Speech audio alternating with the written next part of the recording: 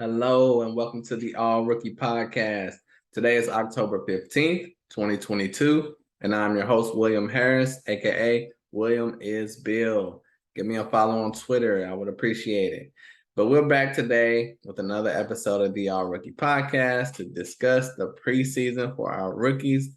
The preseason just ended. I'm going to give you some news, notes, and recaps of everything you need to know about what happened in the preseason. Mainly how the guys played, and the ones that played great, ones that didn't show up too much. And they will be a little bit of an indicator on how their regular season will go, at least in the beginning. Starting off with some news, Jabari Smith did sprain his ankle after his first game. We only got to see him in one game. He looked incredible, but he may miss a game or two in the regular season, but he should be okay.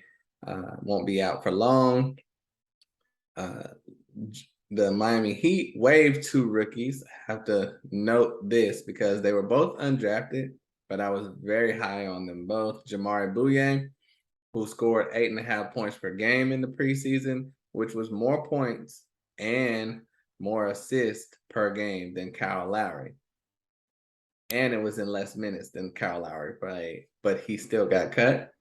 And Orlando Robinson, the center, undrafted, super talented. He deserves a shot. I think he can be a really, really good big man in this league, kind of like Charles Bassey from last year's class, and he recently got cut as well. Both of these guys deserve a shot. Centers are not a dying breed. You still need them, so keep your eye out on Orlando Robinson. But these two will be playing in Miami's G League squad, so they'll get a chance to move on up if there are some injuries or trades. Also, John Butler, undrafted big man from New Orleans, from the New Orleans Pelicans, he was cut as well. He is like Chet Holmgren, but skinnier, if that makes sense to you. Chet is already too skinny, in most people's opinion, as he was 195 pounds going into the draft. John Butler was like 160 and a center, but he can shoot the ball, he can dribble the ball and do all that good stuff. But he needs to gain like 60 pounds before he will be able to have an impact. And right now, a lot of people thought he should have went back to school. I definitely thought he was. He did not. He did not get drafted, and now he is without a team. But good luck to John Butler. His future is bright. He's just got to bulk up a little bit. As far as stat leaders, Jalen Duren not only led all rookies, but he led all players in the NBA in rebounds per game with 12. So he did not score well in this preseason, but he rebounded like a pro. Dyson Daniels led the rookies in steals per game with 2.7. If you are looking for a category player in fantasy, being good at steals is a good thing. Let's just say that. And as far as points per game, Jabari Smith technically won, but he only played that one game, averaging that 21 points. But Tari Eason, if you want to go with more than one game, was right behind him at 20.7 per game, and he played 3 games. So his technicality, Jabari edged out Tari, but really Tari Eason probably you would say is the leading scorer. Next, for blocks, Walker Kessler led all rookies in blocks with 1.7 per game. And another technicality, John Butler, who I mentioned earlier with the Pelicans, he had 3 blocks in his one game. That is just one game, though. Walker Kessler played multiple games, and so that'll bring your average down the more you play, for 1.7. And in minutes per game, Jaden Ivey for the Pistons, he needed that experience out there. And as far as assists, it's not a point guard. It's the shooting guard / small forward, Jalen Williams from the Pelicans, who led all rookies in assists. Now, let's go over some of the guys you are dying to hear from. Like I said with Jabari Smith, we'll start with him. First game and only game, played 24.5 minutes, scored 21 points, had 8 rebounds, 2 assists, 2 turnovers. Now, that was a really good game for him. You know, he shot 53% from the field, which in college he shot around 42%. And I think he's just finding his way. It sucks that he got hurt, His 3-point percentage was great in that game as well, over 60%. So yeah, he shot 5 for 8 from 3. So he really was lighting it up. I hope that injury doesn't set him back, but he was doing some incredible things. Next, we are going to go with Benedict Mathurin. Benedict Mathurin at almost 20 points per game. He scored, like I said, 20 points per game, 2 rebounds, 2 defensive rebounds, 3.8 rebounds per game, 1 assist per game, a half steal per game, almost 2 turnovers per game. Benedict was incredible out there. It was in regular season mode from day one. And he's a rookie that I was struggling with because I wanted to put him in my top 4, but I just couldn't do it. But he still was right in that group. And I mean, he's outperformed that already. So I'm very excited to see his role on the Pacers. It's going to be hard to put him on the bench. I'm pretty sure he's going to start for this squad. Next is Tari Eason with around 18 points per game. It's what it's listing here. I don't know if they have the 5th game totally in there yet, but we're going to go with what they say. 18 points, 9 rebounds per game, 1 assist, 1 steal per game, almost 2 turnovers per game. And he's just had an incredible time scoring, playing. Yes, and that did just update. So Benedict ended up being second in scoring with almost 20, and Tari's scoring went down to pretty much 18. So the games just ended tonight. So I guess they're still calibrating a few things. But Tari Eason, incredible preseason, multiple double-doubles in the preseason. He's ready to go. There should be no reason he's not starting for the squad other than veteran commitments. They have Eric Gordon, they have Jay Tate. We will see, but regardless, Tari Eason should be getting 20 to 30 minutes per game. We'll see if he gets the Alperen Sengun treatment, where there's a player that's really talented, only getting 19, 20 minutes per game. We shall see. I'm going to mention Kenny Lofton Jr. He only played 1 game, but that 1 game was incredible. He scored 17 points, and he had 5 rebounds and 3 assists and 1 steal. Now, he's a bit of an enigma. You know, he was an undrafted player as well, but he made such a presence and impact in Summer League.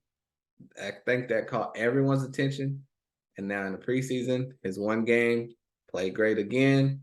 We shall see what his role will be with the Grizzlies this year. You know, Jaren Jackson Jr. is out. And now we have news that Steven Adams injured his neck. He could be out. That could open up a spot for Kenny Lofton to get some significant minutes for this Grizzlies squad. Just a matter if they want to give it to him or someone with more experience. Next, we'll go with Keegan Murray. He played 2 games, averaged 16 points per game, 4.5 boards, 1 assist, 2 steals. So he had he just continued his great play from Summer League, and he didn't need to play 4 or 5 games. I mean, he really was ready to go. Just he needs to play with the starting squad at this point. He has nothing more to prove. Next, we'll go with Jalen Williams, the shooting guard / forward for OKC, with 14.4 points per game, 3 boards, 5.2 assists, and 2 steals. And you could say he probably was one of the more impressive rookies in this preseason. I mean, he really did everything for OKC. They did not have a lot of players there to compete for shots and assists. So, there's that. But he looked good with the opportunities that he did have. Next, let's go to Paolo Banchero, the number 1 pick in the draft. Could have started with him, but he's way down here in points at 14 per game. He had 5 rebounds per game, 2 assists per game, 1.5 steals per game, 2 turnovers per game. But it almost seemed like Paolo was out there just perfecting his game, trying things, and taking it nice and smooth, not forcing too much of the issue. You know, his 3-point percentage is down at 27%. If he's going to shoot him, he's going to have to work on that. Field goal percentage was down as well. So he's just going to have to keep working through some things. And a lot of these rookies will be doing that, learning on the fly, implementing moves and things of that nature on the fly. But he has some nice turnaround jumpers and moves out there for the Magic. Very likely to be in the MVP, well, Rookie of the Year conversation, even though I have technically Jabari winning it. Paolo's going to be right there. Next, as far as points per game, let's go with Jaden Hardy, the guard out of G League Ignite with 13.5 points per game, 2 boards, 1.5 assists, and a half steal per game. Good to see Jaden Hardy out there getting around 22 minutes per game. I feel there's a path for him to get minutes on the Mavs, but they could easily just have him in the G League the majority of the year. But I really think Jaden is very talented and deserves a shot. We will see if he gets one. You know, Tim Hardaway Jr. will be back. They lost Brunson, which helps, but Tim Hardaway Jr. will be back, who missed most of last year. So we will see. Next, Jaden Ivey, the electric guard for the Pistons. Like I said, he led in minutes per game, averaged 12 points per game, 3 boards, 4 assists, almost a steal, and a half block per game. He's learning a lot on the fly. Young, inexperienced player.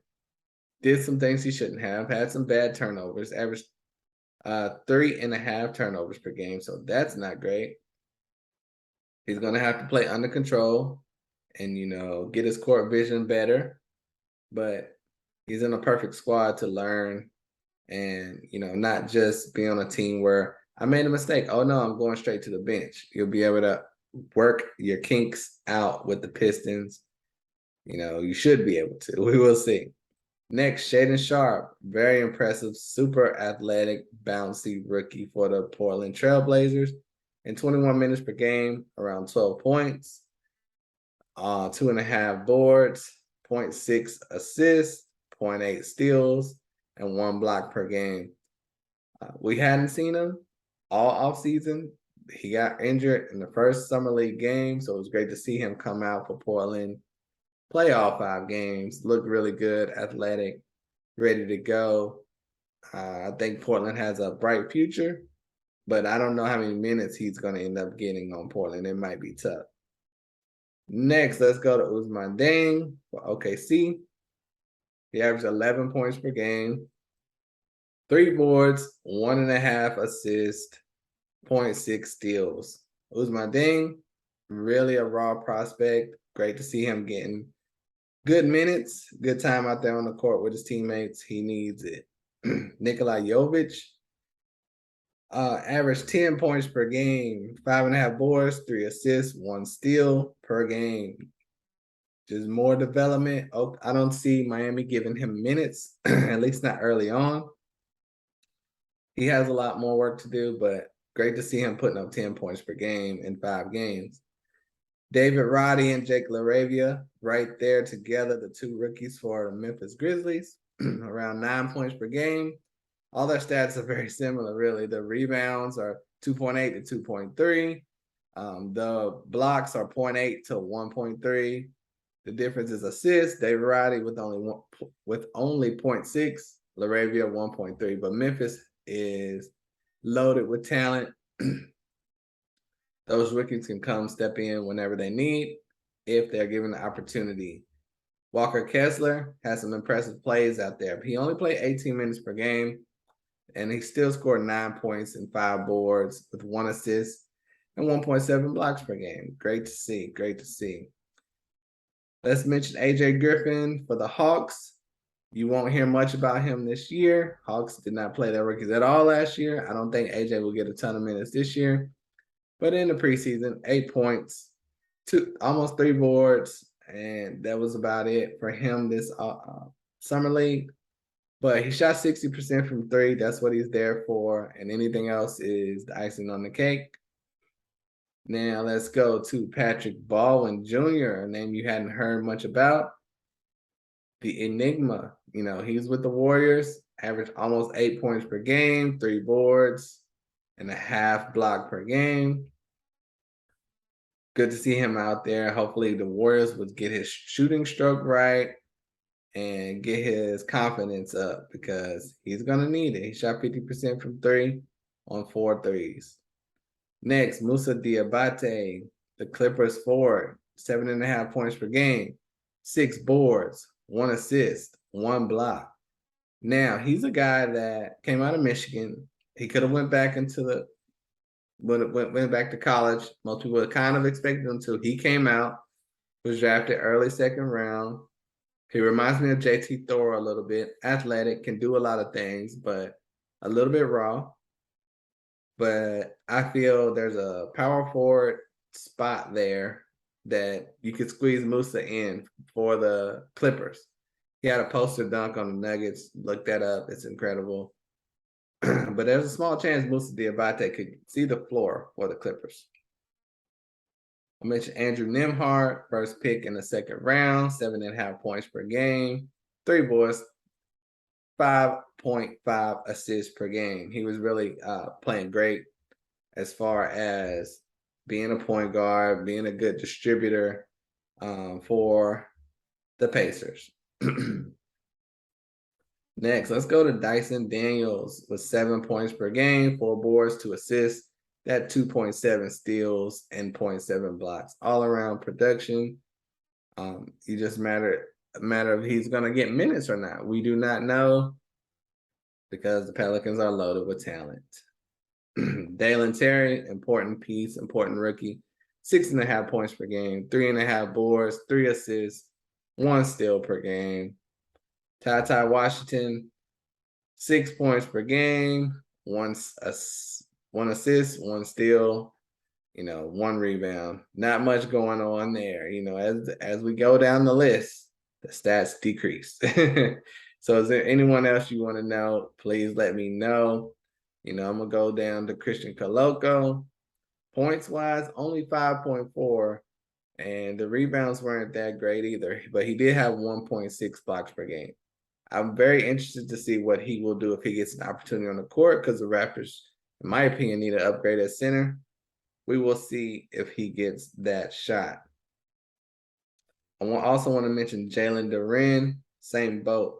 Only 4.7 points per game. That is not what you want to see from a player so highly coveted. But what you do want to see is those rebounds, 12 per game, and 0.7 blocks per game. You want that to go up. But those 12 rebounds really stand out. And I think Jalen Duren's floor is great. We just hope he can reach his ceiling.